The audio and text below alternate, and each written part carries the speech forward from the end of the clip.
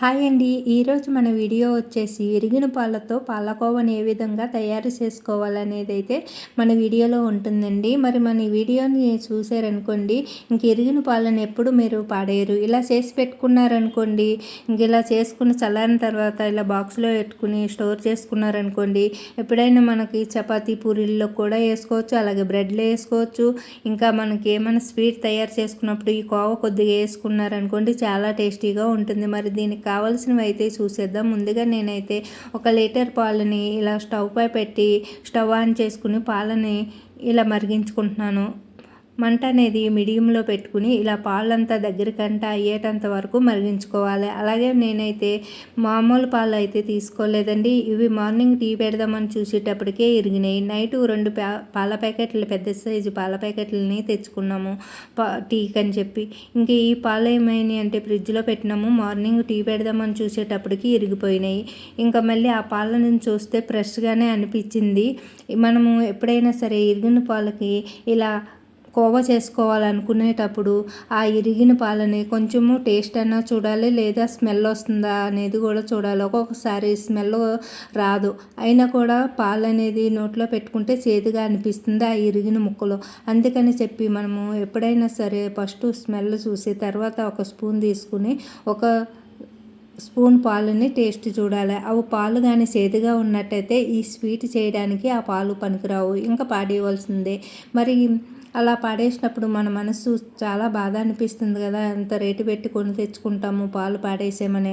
మరి ఈ ఫ్రెష్గా ఉన్నాయి అనుకోండి, ఇరిగిన పాలు ఇలా స్వీట్ చేసుకోవడానికి వస్తుంది. నాకైతే ఈ పాలు ఫ్రెష్గా ఉన్నాయి కాబట్టి ఇంక ఈ పాలను అయితే ఇలా వేసుకుని స్టవ్ సిమ్లో పెట్టుకుని ఈ పాలని దగ్గరికంటా మరిగించుకుంటున్నాను. చూడండి, దీంట్లో ఉన్న వాటర్ అంతా ఎగిరిపోవాలి, అంటే ఇందులో వచ్చిన వాటర్ మొత్తము మరిగిపోవాలి. అలాగే మనము కొద్దిగా మరిగిన తర్వాత ఈ వాటర్ అంతా వంపేసి ఈ స్వీట్ చేసామనుకోండి బాగోదు.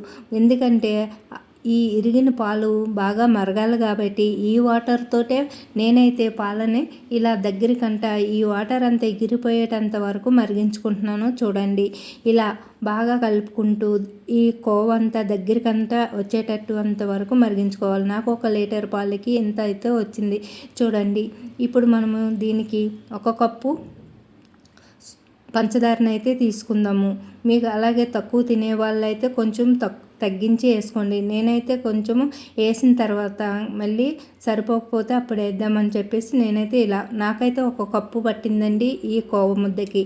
అలాగే మీరు ఇంకా ఈ చక్కెర వేసిన తర్వాత ఇలా కలుపుకోవాలి. మనము ఇలా దగ్గరికంట కోవ దగ్గరికి అయ్యేంత వరకు మరిగించుకున్న తర్వాత ఇలా పంచదార వేసుకున్న తర్వాత ఇలా మళ్ళీ లూజ్ అవుతుందన్నమాట. ఈ లూజ్ అయిందంతా మళ్ళీ గట్టిగా అయిపోయేటంత వరకు మనం మంట అనేది సిమ్లో పెట్టుకుని మాత్రమే ఇలాగా బాగా కలుపుకుంటూ అడుగు పట్టకంట మళ్ళీ దగ్గరికంట మరిగించుకోవాలి. ఈ పాకం వచ్చినట్టు ఇలా దగ్గరికంట అయిపోతుంది. అప్పుడు ఒక ప్లేట్లోకి నెయ్యి రాసి ప్లేట్లో వేసుకుని ముక్కల కిందన్నా కట్ చేసుకోవచ్చు, లేదంటే మీరు బిళ్ళల కింద బిళ్ళల కింద రెడీ చేసుకుంటాను అనుకుంటే అలా కూడా చేసుకోవచ్చు. లేదు నేను బ్రెడ్లోకి లేకపోతే ఇంకా చపాతీల్లోకి స్వీట్లోకి ఉపయోగించుకుంటాను తినడానికి కాకుండా అని అనుకుంటే మాత్రము కొంచెం లూజుగా ఉన్నప్పుడు దింపేసుకుని చల్లారిన తర్వాత ఒక బాక్స్లో వేసుకుని ఫ్రిడ్జ్లో స్టోర్ చేసుకున్నారనుకోండి, ఇంకా మనకి ఇంకా అలా కూడా ఉపయోగించుకోవచ్చు.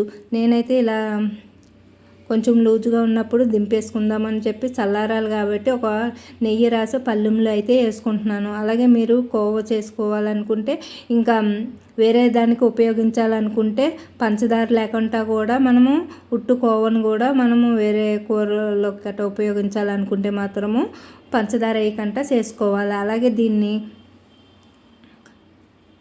కలాకండ కింద కూడా తయారు చేసుకోవాలనుకున్నప్పుడు మనము ఇలా గరిటెతోటి ఎక్కువ ప్రెస్ చేయకుండా పూసలు ఉండేటట్టు మనము ఇలా కలుపుకోవాలి. నేనైతే ఇంకా కోవగా చేసుకుందామని చెప్పేసి నేను ఇలా గట్టిగా ప్రెస్ చేస్తూ ఇలా కలుపుకోవడం వల్ల పూస అనేది ఇందులోనే కలిసిపోయింది. ఇంకా మీకు పూస బయటికి కనిపించాలనుకుంటే మెల్లిగా ఇలా కలుపుకోవాలన్నమాట. చూడండి, ఇలా నెయ్యిలాగా పైకి తేలుతుంది కదా, అలాంటప్పుడు మనము స్టవ్ ఆఫ్ చేసేసుకుని కిందకి దింపేసుకోవాలి. అలాగే మీకు ఇంకా కోబిల్లల్లాగా రెడీ చేసుకోవాలనుకుంటే మాత్రం మొత్తం ఇంకా గట్టిగా అయ్యేటంత వరకు చేసుకుని కొంచెం వేడిగా ఉన్నప్పుడే మనకి బిల్లల్లాగా ఒత్తేసుకోవాలి.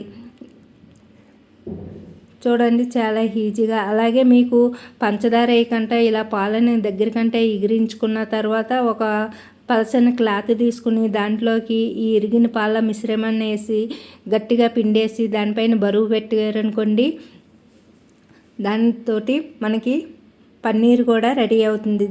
ఆ పన్నీర్ తోటి చాలా రకాల రెసిపీస్ని అయితే తయారు చేసుకోవచ్చు. అలాగే కర్రీస్ కూడా చేసుకోవచ్చు. నేనైతే ఇంకా స్వీట్లోకి అది ఉపయోగపడుతుందని చెప్పేసి నేను ఇలా అయితే చేసుకుంటున్నాను. చూడండి ఆల్మోస్ట్ దగ్గరికి వచ్చేసింది కదా, ఇలా దగ్గరకంటే అయ్యేటంత వరకు బాగా కలుపుకుంటున్నాను.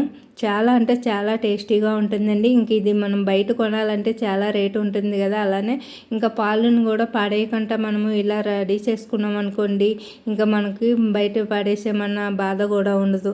చాలా అంటే చాలా టేస్టీగా 10 మినిట్స్లో అయితే ఇలా రెడీ చేసుకోవచ్చండి. ఈ వీడియో మీకు నచ్చితే లైక్ చేయండి, షేర్ చేయండి. అలాగే మన ఛానల్ సబ్స్క్రైబ్ చేసుకోవడం మర్చిపోకండి. మరిన్ని వీడియోలు మీకు రావాలంటే మన ఛానల్ సబ్స్క్రైబ్ చేసుకోండి. అలాగే నోటిఫికేషన్ రావాలంటే సబ్స్క్రైబ్ చేసుకోండి ఫ్రెండ్స్.